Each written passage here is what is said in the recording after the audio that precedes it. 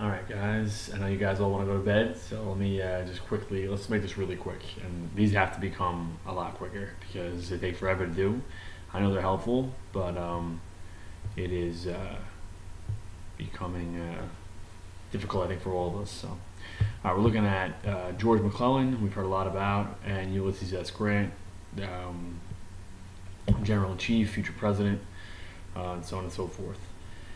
I just want to do a little comparison of these two guys because a lot of the exit slips today had questions about especially McClellan, and I think it might be a good idea just to compare the two guys, as McClellan is the original pick of Lincoln for General-in-Chief and just Major General. If you're General of the Army of the Potomac, generally you've made it. That's like that is the promotion to get. And I think I might have misled some people earlier today when I said that he was fired. I mean, he wasn't really fired. He was just removed. He moved to a different place to eventually be brought back, and then finally removed again for Grant to come in permanently until the war's end. So kind of like being fired. I mean, for McClellan, that would have been the worst offense. So very upsetting for him. All right, so Grant's story. I just looked through a couple of things in Battle Cry of Freedom, McPherson's other book that you guys are reading about. The pages, the pictures of the pages, that one.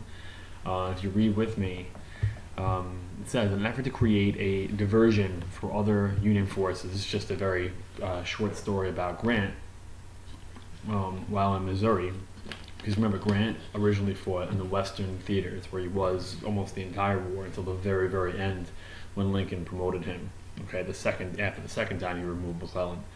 All right, Grant attacks a Confederate camp. They were able to defeat a rebel force twice their size, but found themselves surrounded. Okay, so Confederates called for reinforcements, surrounded Grant's troops. Some of Grant's officers panicked and thought surrender was the best option. Grant merely said, we ourselves, I'm sorry, I can't read my own writing here. We cut ourselves in, we'll cut ourselves out. And they did get out. And I think it shows some of the, first of all, just the integrity of Grant, the creativeness, the strategy. Not so much, actually, because Grant's not the tactician that McClellan is and some other Southern generals are, we've said.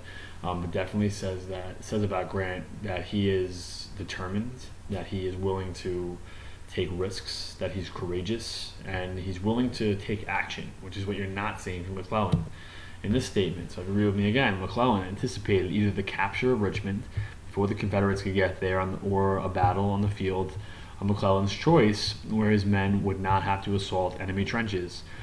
Lincoln did not like this plan, for it placed McClellan's army between Confederates and Richmond, which is a good thing for the Union forces militarily speaking because they want to capture Richmond, the Confederate capital.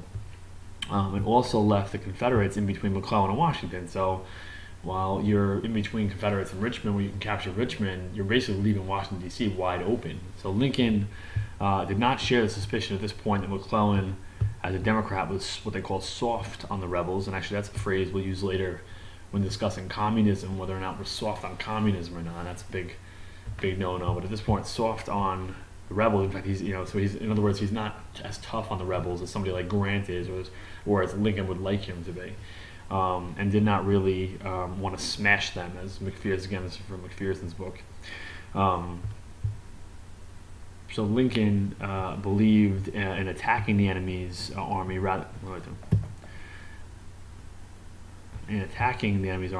than maneuvering to capture places. So it's not this capture the flag kind of routine that McClellan wants to do. Lincoln doesn't like that. Lincoln told McClellan, you are only shifting, not surmounting a difficulty. You will find the same enemy in another place. It should be another place or other places.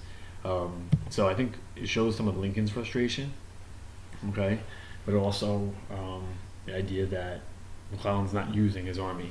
And Lincoln's famous line, to paraphrase, I don't remember the exact quote, was, if McClellan's not going to use the army, maybe I could borrow it for a while. He's basically making fun of McClellan. McClellan's just sort of chasing ghosts. He's not attacking. He's not taking the risk that Grant is. All right. So it's moving on. Two other things. I'm looking at the, that'll definitely be part of the quiz tomorrow, guys. The stuff on McClellan, there'll be definitely one question from the exit slips, because that came up a lot today in those. The difference, I'm asking though, the difference between Field Order 15 and the Southern Homestead Act.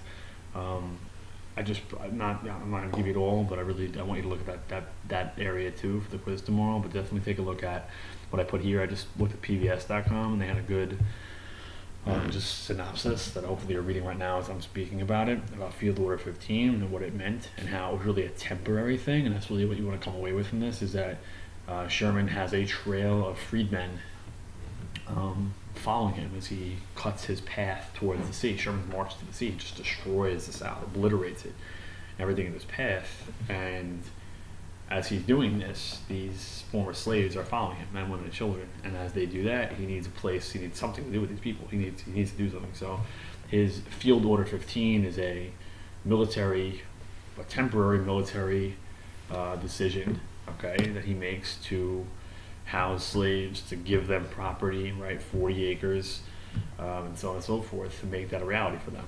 So you want to look at for tomorrow, how is this different than the Southern Homestead Act? All right.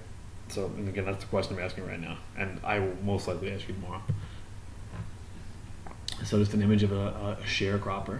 Okay, sharecropping is a different kind of thing, and it definitely is the focus of the some more of the quiz tomorrow. And how sharecropping in general, guys. I just actually took a quick definition from Quizlet, which if you don't use, you definitely should take a look at, because it's quick, it's helpful. You can, I see it on my phone a lot. I'll just sort of look, toggle through if there's a certain definition of something that I might not be familiar with or not as familiar with something else. It simply says a system in which black laborers rented plots of land and paid their white landlords in either a fixed rent or a share of their crop, and that's what you get sharecropping from. But guys, it's a very corrupt system. It keeps slaves economically independent, former slaves, excuse me. I'm thinking slaves because they are so economically dependent, it's almost as if slavery still exists. And there's so many more details we can get into. In fact, there's another reading I want to have you guys do from a historian called Eric Foner that he just gives it such great detail about sharecropping. But for the long and the short of it, I'd like you to read the textbook and just know at this point how they're still and all but named slaves basically under this system called sharecropping. All right, guys, have a good night. Don't stay up too late, whatever your bedtime is. All right, and all right, get a good night's sleep.